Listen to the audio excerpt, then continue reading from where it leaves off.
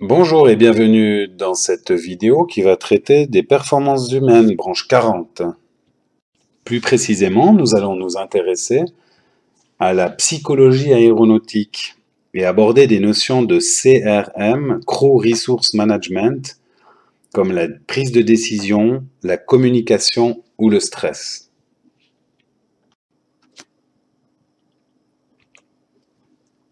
La psychologie aéronautique permet l'optimisation des capacités humaines, la réduction des erreurs. Apprendre à piloter signifie plus qu'étaler ses connaissances techniques et maîtriser la commande d'un avion. C'est aussi comprendre comment le corps et l'esprit fonctionnent dans des conditions de vol. Et ceci est aussi important que la connaissance des systèmes de l'avion et des équipements. Le pilotage peut s'avérer dangereux si les pilotes ont un comportement inadéquat et sont imprudents, s'ils négligent ou ne respectent pas les règles élémentaires. Se servir proprement des technologies, souvent très complexes, évaluer les informations présentées rapidement et correctement, différencier entre l'information essentielle et la moins importante, et réagir de manière adéquate, cela signifie prendre une bonne décision. Et c'est aujourd'hui le défi central en aviation. Autrefois, on parlait beaucoup d'erreurs de pilotage, on en parle d'ailleurs toujours maintenant, mais on disait principalement que c'était la cause des accidents. Erreur de pilotage signifiait que la décision ou l'action du pilote, ou encore la non-décision ou la non-action du pilote, entraîne l'accident. Aujourd'hui, on essaye de relativiser un petit peu les choses et l'on parle de facteurs humains. Relatif aux facteurs humains, human factors related. Et en fait, ce n'est pas seulement une décision du pilote qui entraîne un accident, mais c'est toute une série, une chaîne de mauvaises décisions qui peuvent être déclenchées par de nombreux facteurs. Vers les années 80, il y a eu pas mal d'accidents tragiques. En 1972, un Lockheed L-1011 TriStar tombait en Floride dans les Everglades, tandis que les membres d'équipage tentaient de résoudre un problème de train d'atterrissage qui s'avérait en fait être un problème de témoins brûlés. En 1977, un Boeing 747 en cours de décollage entre en collision avec un autre Boeing 747 traversant la piste de décollage à Tenerife dans le brouillard à cause de malentendus dans la communication.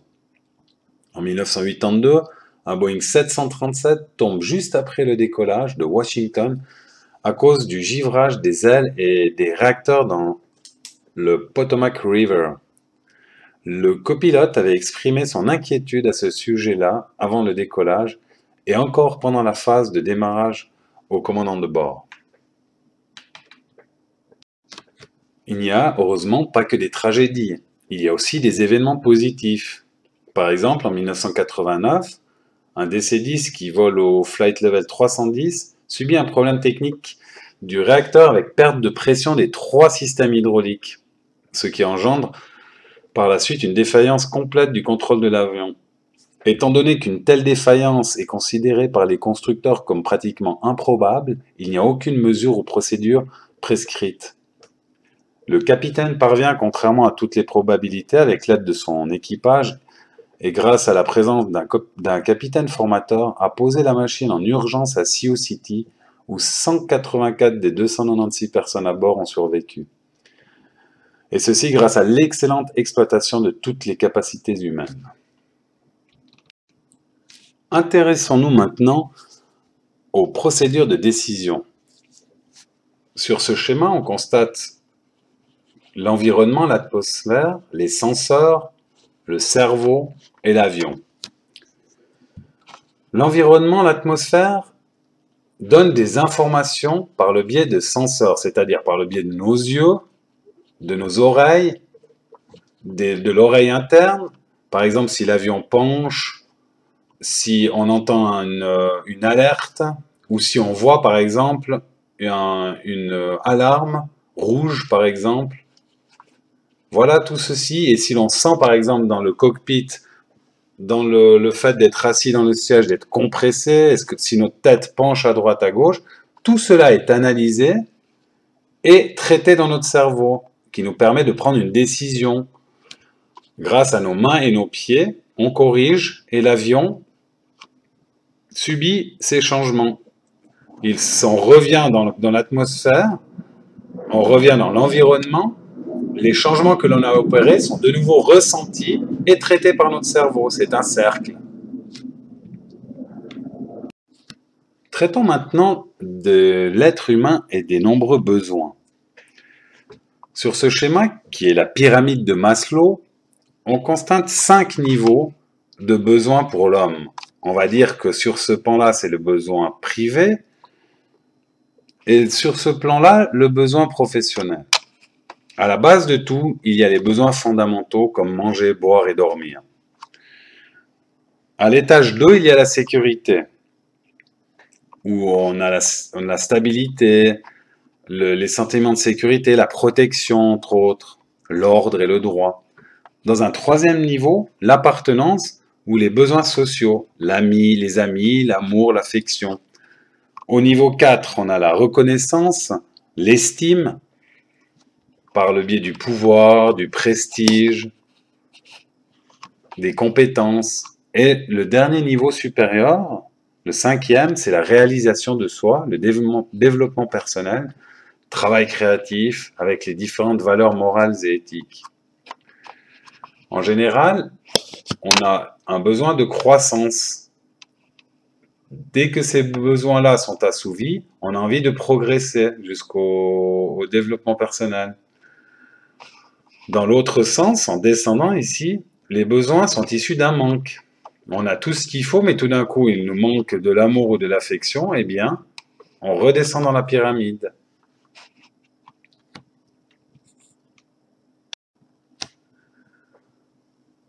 Tous ces accidents et ces expériences et cette psychologie aéronautique a conduit au Crew Resource Management, CRM, dans l'aviation commerciale.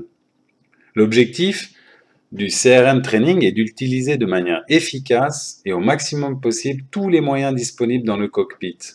Les capacités humaines, les ressources humaines, le matériel disponible, les équipements et les informations. Le CRM se concentre sur les points suivants: l'optimisation du déroulement des actions, la gestion de la charge de travail, les aspects de l'attention et de la perception, la communication, la qualité de gestion de l'équipage de la part du capitaine et la coordination des membres de l'équipage. Ces concepts sont transposés dans l'aviation en général et augmentent là aussi la sécurité à travers un processus rapide et correct d'une prise de décision et d'action. On voit ici tous les éléments de risque qu'il y a durant un vol. Il y a le pilote, l'avion, l'environnement et l'opération. Le pilote, il doit être fit to flight, il a ses compétences, son expérience. L'avion, lui, il doit être dans ses limitations, il doit être en état de vol. L'environnement, c'est par exemple les conditions météo, les relations avec la tour de contrôle. Et l'opération, l'objectif du vol, est un facteur qui peut déterminer si on aborde un vol ou si on continue le vol. Donc ces 4 éléments pris ensemble permettent d'avoir une situation d'ensemble et de maintenir le jugement global de la situation d'une manière assez aiguë, de bien percevoir l'environnement et être attentif et prêt à agir en fonction de l'opération, de l'environnement, de l'avion et du pilote. C'est ce qui nous permet de prendre des bonnes décisions, d'avoir conscience de la situation, d'être attentif pour pouvoir créer une bonne décision. La prise de décision en aéronautique est un élément important. L'identification du problème est la première étape dans un processus décisionnel. Par exemple, on constate qu'une situation a changé ou qu'une modification attendue ne s'est pas produite, et cela passe par l'usage de nos sens, des connaissances que l'on a et de notre expérience. Ici, un modèle en anglais decided, ça veut dire que l'on veut détecter, on détecte qu'il y a eu un changement, une lumière rouge qui s'allume, un bruit suspect, on estime ce que l'on doit faire par rapport à ce que l'on a détecté, on choisit une solution pour régler le problème, on identifie les actions qui vont pouvoir opérer dans le changement, et on le fait, on procède à l'action pour s'adapter au changement, et dès qu'on a fait l'action, on évalue l'effet de notre action. C'est un processus décisionnel. Dans ce processus décisionnel, l'analyse du problème s'effectue en utilisant les mêmes principes et en ayant recours à toutes les informations dont l'on dispose pour appréhender la structure exacte et l'importance du problème. Dans la phase d'identification, il faut analyser et décider s'il est nécessaire d'agir et quelles sont les actions qui devront être mises en œuvre et le temps que l'on a imparti. Les chances de réussite, de même que leurs risques, doivent être évalués pour toutes éventuelles actions avant de prendre qu'une décision soit prise. Après leur exécution, les résultats doivent à nouveau être examinés afin de voir si d'autres mesures sont nécessaires ou pas. En tant que pilote, prendre la bonne décision dépend bien sûr de nombreux facteurs qui ne sont pas influençables, tels que par exemple la météo.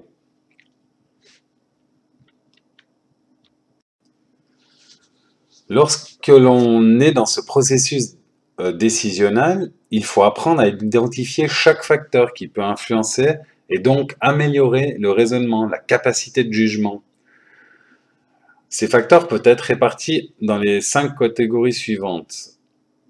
Tout d'abord, la responsabilité du pilote, les communications, la gestion de charge de travail, l'utilisation de toutes les ressources existantes et l'attention à la situation.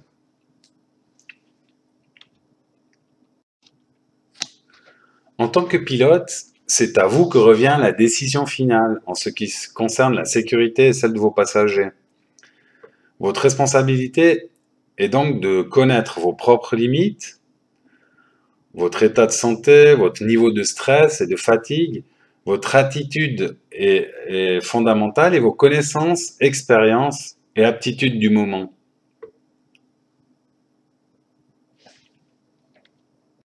Voyons maintenant quelques attitudes dangereuses.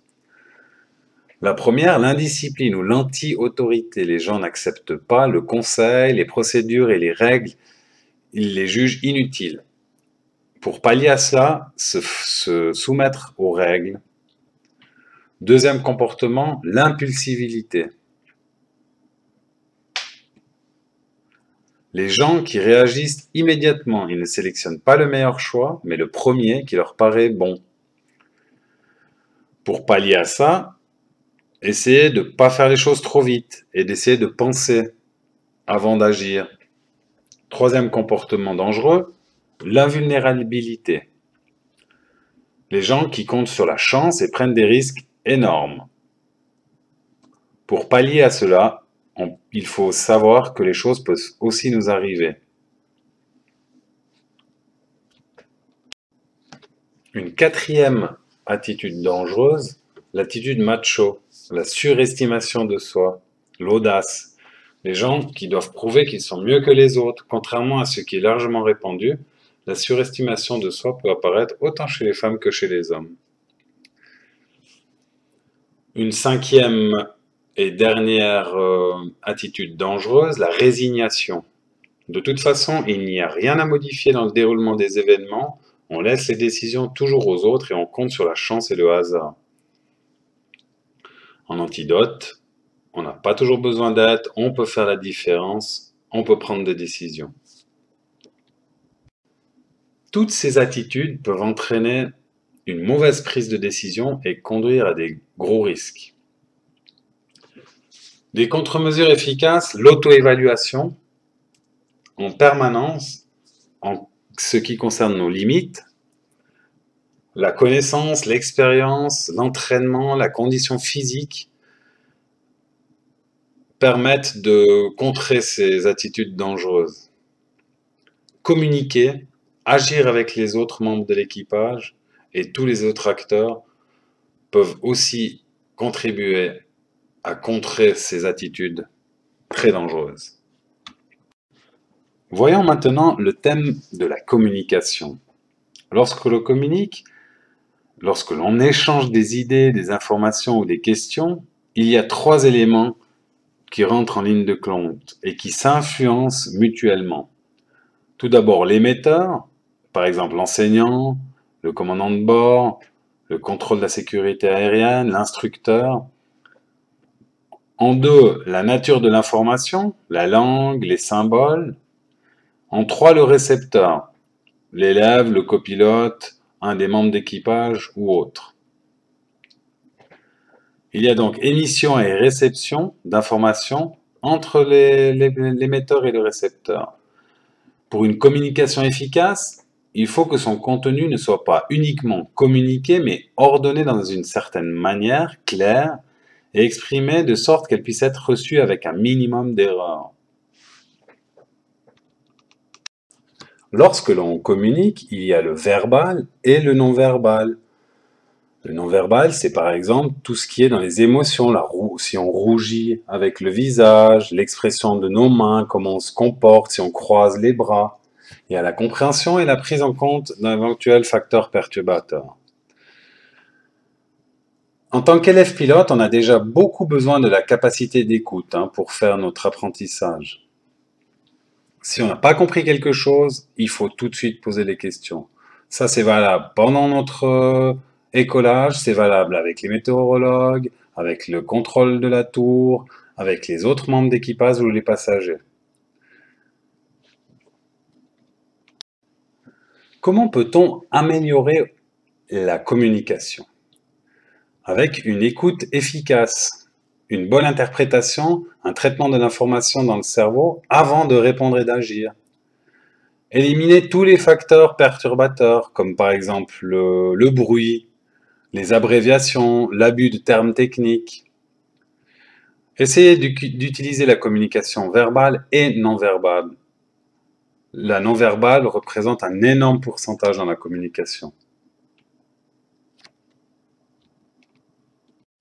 Voyons maintenant la notion de stress. On a 3 types de stress. De stressors. On a les stress physiques, comme par exemple l'environnement dans lequel on est, la température, l'humidité, le bruit, les vibrations, le manque d'oxygène. On a des stressors physiologiques, comme par exemple la fatigue, le manque d'exercice, le manque de sommeil, les repas manqués, pas beaucoup de sang dans le sucre, l'hypoglycémie et la maladie. Nous avons aussi le stress physiologique, qui est du ressort des émotions, des facteurs émotionnels. Par exemple, un divorce, une mort, un deuil dans la famille, des enfants malades, des problèmes au travail. Ce type de stress psychologique dans la charge mentale de travail intervient. Comme par exemple le fait d'analyser un problème, naviguer avec un avion et prendre des décisions. Sur ce schéma, on distingue plusieurs choses intéressantes concernant le stress. Et cela au cours d'un vol. Ici, nous avons la ligne du temps. Et ici, la marge de sécurité. Ici, le temps, donc on a le vol avec le pré-flight, le taxi, le décollage, la croisière, l'approche et l'atterrissage, et de nouveau le taxi. Qu'est-ce que ça réclame ces tâches du point de vue de la sécurité et du point de vue du travail? Donc on voit qu'au décollage, on a pas mal de boulot, et surtout l'approche et l'atterrissage demandent beaucoup pour le pilote. Le long du vol, les capacités du pilote diminuent avec la fatigue, avec le temps, et on voit donc que la marge de sécurité qui est très grande au début du vol diminue très fortement dans la phase d'approche et d'atterrissage. C'est donc un élément à tenir compte. Cockpit Resource Management. Comment gérer efficacement les ressources qu'on a à disposition dans le cockpit. Toutes ces actions importantes dans le cockpit doivent être planifiées. Il faut arriver à définir les priorités, à les classer les informations suivant leur importance. Si on est en multipilote, il est important de définir les responsabilités de chacun et les tâches. Une gestion efficace du déroulement des actions commence lors de la préparation du vol. La planification du vol, des heures, voire même des jours ou des semaines avant, est importante.